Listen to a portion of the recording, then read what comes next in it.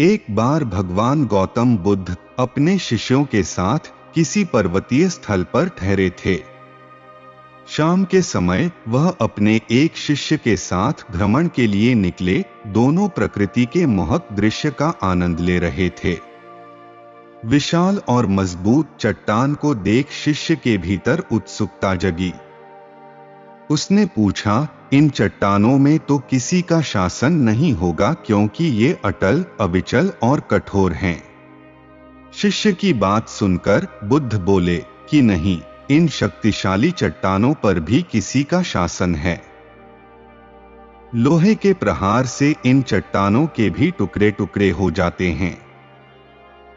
इस पर शिष्य बोला, तब तो लोहा सर्वशक्तिशाली हुआ। बुद्ध मुस्कराए और बोले, नहीं, अग्नि अपने ताप से लोहे का रूप परिवर्तित कर सकती है। उन्हें धैर्यपूर्वक सुन रहा शिष्य बोला, इसका मतलब अग्नि सबसे शक्तिवान है। बुद्ध ने फिर उसी भाव से उत्तर दिया, नहीं, जल अग्नि की उष्णता को शीतलता में परिवर्तित कर देता है तथा अग्नि को शांत कर देता है। शिष्य कुछ सोचने लग गया।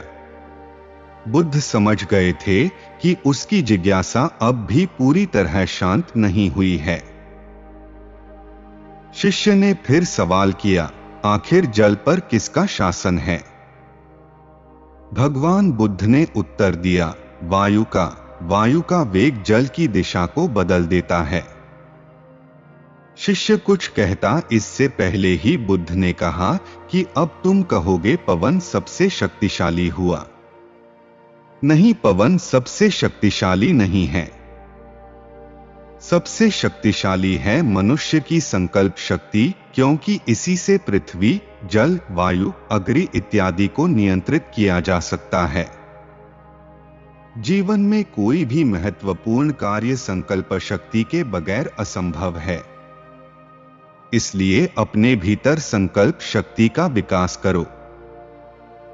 जब हम कोई लक्ष्य निर्धारित कर लेते हैं तो उसकी सिद्धि के लिए सर्वप्रथम दृढ़ संकल्प और उसके पश्चात अत्यंत उद्योग, कठोर पुरुषार्थ, एकाग्रता व तत्परता भी आवश्यक होता है। यह सत्य है कि संकल्प और पुरुषार्थ के बिना सफलता की सिद्धि नहीं होती। संकल्प से हमारी बुद्धि लक्ष्य के प्रति स्थिर रहती है और हम अंतिम क्षण तक सक्रिय बने रहते हैं तथा बड़े से बड़ा अवरोधक तत्व भी हमारी सफलता को रोक नहीं सकते।